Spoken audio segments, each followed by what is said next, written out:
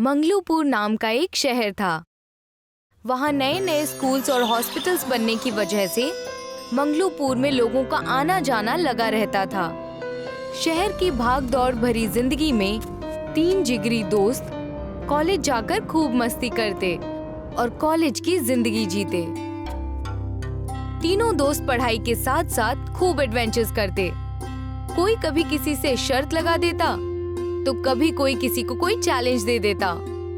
तीनों एक दूसरे से बड़े ही खुराफाती शर्त लगाते थे। कॉलेज में मानो पढ़ाई ना करके ये वहाँ शर्तें लगाने जाते थे। कितने दिन हो गए यार, हमने कोई कारनामा नहीं किया। मुझे तो ऐसा लग रहा है जैसे प्यासे को पानी की जरूरत है वैसे। क्या वही घर से कॉलेज, कॉलेज से घर, बड़ा बोरिंग समय जा रहा है। तीनों बातें करते हुए कॉलेज की गार्डन की तरफ चले जाते हैं। भुवन सही कह रहा है, सब रुका रुका सा लग रहा है। छोटे छोटे कारनामे करके हम यहीं कॉलेज में रह जाएंगे। हमें नाम कमाना होगा, कुछ बड़ा करना होगा। अरे इतना बड़ा कारनामा भी नहीं करना जिससे हमारे अम्मी अब्बू का नाम ही डूब जाए। कॉलेज और घर की मस्ती पर ही हम ठीक हैं, हमें ज्यादा नहीं उछलना चाहिए। गर्मी ज्यादा होने की वजह से मोहन ने सबसे बोला, मैं तुमसे एक शर्त लगाता हूँ, ऐसी शर्त जो तुम कभी पूरी नहीं कर पाओगे। ऐसा क्या है भला जो मैं और समीर ना कर पाए? हमें कम मत समझो तुम। अगर हम चाहे तो चांद को दिन में उगा सकते हैं और सूरज को रात में। बस यही है, यही शर्त। चैलेंज है, तुमको करके दिखाओ। पूरे साल का होमवर्क तुम दोनों का मैं करूंगा। अरे अमन ने जोश में उतना बोल दिया मोहन भाई, जी में थोड़ी ना दिन में चांद आ सकता है। घर जाकर अमन सोचने लगा, समीर का बच्चा अपने आप को समझता क्या है? दिन में चांद नहीं आ सकता क्या? मैं भी किसी से कम नहीं हूँ, मैं दिन में चांद ला कर ही रहूंगा। अमन सोच ही रहा था कि अमन के अब्बा उसके पास आते हैं। क्या बात है अमन बेटे, आज खामोश नजर आ रहे हो? दादाजी, क्या आप मुझे कोई ऐसी जगह बता सकते हैं जहाँ जाकर मैं दुआ मांगूं और वो पूरी हो जाए? बिल्कुल बेटा, क्यों नहीं। हमारे शहर से कुछ दूर ही एक इच्छाधारी मंदिर है। मैंने सुना है जो सच्चे मन से वहाँ जाकर दुआ मांगता है उसकी दुआएं पूरी हो जाती हैं। सच्ची दादाजी? अमन ने अब्बा की बात मानकर सुबह उस इच्छाधारी मंदिर में जा पहुंचा। वहां वो अपने दोस्त समीर के साथ गया था। समीर और अमन ने वहां जाकर दुआ की, हे ऊपर वाले, हमारी एक दुआ पूरी हो जाए। और मेरी भी ऊपर वाले, मेरी बस एक छोटी सी ख्वाहिश है, मैं 12th के बोर्ड में अच्छे नंबर्स लाऊं। यहाँ हम शर्त की दुआ करने आए हैं, ना कि बोर्ड्स की। दोनों की दुआ सुनकर मंदिर से आवाज आई, बोलो बालक, क्या ख्वाहिश है? हे देवी माँ, हम चाहते हैं कि दिन में चांद निकले। अच्छा, दिन में अगर तुम्हें चांद चाहिए तो रात को हम ट्यूबलाइट जलाएंगे। देवी माँ, आजकल गर्मी की वजह से दिन में लोग बेहाल हो गए हैं। हम उन्हें आराम देना चाहते हैं। हम चाहते हैं कि कुछ दिन तक लोगों को धूप और रोशनी से राहत मिल जाए ताकि वो बेफिक्र हो जाएं। हम बस इतना चाहते हैं कि सूरज कुछ दिन मगरिब की जिंद में चला जाए और चांद हमारे साथ रह जाए। इसके लिए तुम्हें खुद चंद्रदेव से बात करनी होगी। ये सब देखकर चांद प्रकट हो जाते हैं और कहते हैं, जितना मेरा रहना जरूरी है उतना ही सूरज दादा का भी रहना जरूरी है। सूरज दादा के ना रहने पर लोगों को बहुत तकलीफ होगी। वो समझ ही नहीं पाएंगे कि कौन सा कार्य कब करना है। लेकिन हमारी दुआ यही है। हमने ये सुना है कि इस इच्छाधारी मंदिर से आज तक कोई खाली हाथ नहीं गया है। हमारी दुआएं पूरी कर दीजिए ना।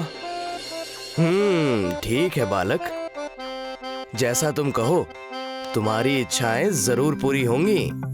आज से कुछ दिनों तक मैं मशरिक यानी कि मैं तुम्हारे शहर की तरफ दिन में ही निकलूंगा और सूरज दादा मशरिक की जिंद में रात में निकलेंगे। चांद की बात जैसे ही खत्म होती है, दिन में तुरंत अंधेरा हो जाता है। जैसे भरी दोपहर में रात हो जाती है, वैसे ही लोग हैरान हो जाते हैं।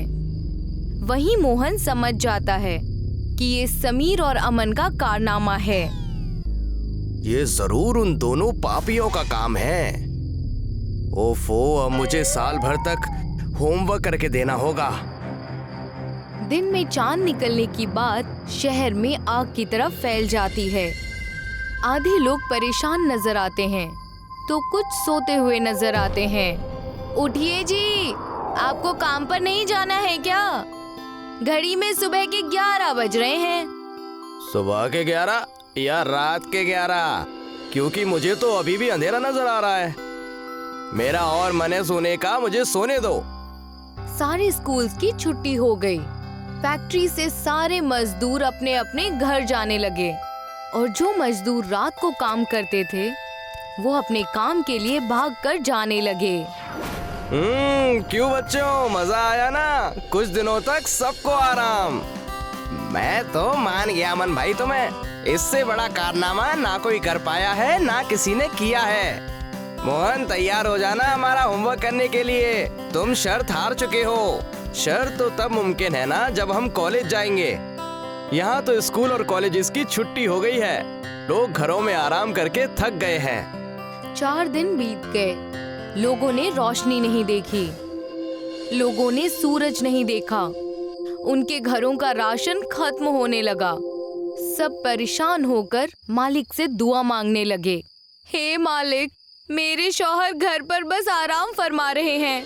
बच्चे खेल कूद में बिजी हैं। खाने को घर में एक दाना नहीं है। हे मालिक, सूर्य देव को बुला लीजिए। उस रात अमन के अब्बा जी की तबीयत बिगड़ जाती है। अमन के अब्बू अम्मी और अमन के दोस्त अब्बा जी को लेकर हॉस्पिटल चले जाते हैं। हाँ, यहाँ तो कोई नजर नहीं आ रहा। सब कहाँ चले गए? लगता है दूसरी तरफ है। रुको, मैं उन्हें ढूंढ कर लाता हूँ। आजा मोहन। मोहन और समीर ने पूरा हॉस्पिटल छान मारा, लेकिन उन्हें कोई नजर नहीं आया। पूरा हॉस्पिटल हमने देख लिया, लेकिन हमें कोई नजर नहीं आया। कुछ वक्त बाद उन्हें एक आदमी नजर आता है जो कि उस हॉस्पिटल में कंपाउंडर रहता है। हे, वो देखो, एक कंपाउंडर नजर आ रहा है।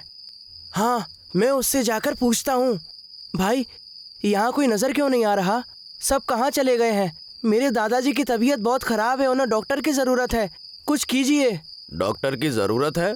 यहाँ कोई नहीं है। इन्हें मगरिब की जिद वाले अस्पताल में जाकर भर्ती करवा दीजिए। वहाँ सूरज अभी भी उगा हुआ है। रात होने की वजह से लोग अपने अपने घर में आराम कर रहे हैं। मैं तो अपने कुछ जरूरी कागजात लेने यहाँ पर आया था। इन्हें जल्दी से वहाँ ले जाओ। कंपाउंडर की बात सुनकर अमन और उसके दोस्त समझ जाते हैं कि उनसे कोई बेहद बड़ी गलती हो गई है। लगता है हमने बहुत बड़ी गलती कर दी इस शर्त को लगाकर। हमें इस चीज को तुरंत ठीक करना होगा। क्यों ना हम लोग फिर से उस इच्छाधारी मंदिर में जाकर इस चीज का कोई उपाय निकालें? हमारी बात जरूर मानी जाएगी। अमन अपने अब्बा जी और दोस्तों को लेकर तुरंत इच्छाधारी मंदिर जा पहुंचता है और वहां जाकर सच्चे दिल से दुआ मांगता है। हे ऊपर वाले, हमसे बहुत बड़ी गलती हो गई। प्लीज हम दोस्तों को माफ कर दो। ऐसी गलती हम फिर से नहीं दोहराएंगे। उनकी दुआ सुनकर मंदिर से एक आवाज आती है। बताओ बालकों, तुम्हें क्या चाहिए? सारे अपनी अपनी बात उन्हें बताते हैं। इसके लिए तुम्हें खुद चंद्रदेव को मनाना होगा। उसी वक्त वहां पर चंद्रदेव प्रकट हो जाते हैं। बताओ बच्चों, क्या बात है? बच्चे उन्हें अपनी सारी परेशानी बताते हैं और कहते हैं, चांद जी, मैं वादा करता हूँ मैं ऐसी गलती दोबारा नहीं करूँगा। हमें माफ कर दीजिए। हमारी वजह से लोगों को बहुत तकलीफ हुई है। हाँ, हम दोबारा ऐसी शरारत फिर से नहीं करेंगे। हमें प्लीज माफ कर दीजिए। मैं तुम्हारी बात तब मानूंगा जब तुम सब अच्छे से मन लगाकर तालीम हासिल करोगे और कभी कोई ऐसे कारनामे नहीं करोगे। हम ऐसा कभी नहीं करेंगे। हमें कृपया माफ कर दीजिए। चंद्रदेव उन्हें मुआफी दे देते हैं और फौरन सूर्यदेव निकल जाते हैं। उसके बाद अमन ने अपने अब्बा जी का इलाज अस्पताल में कराया। उन तीनों ने दोबारा कोई शर्त ना लगाने की कसम खाई।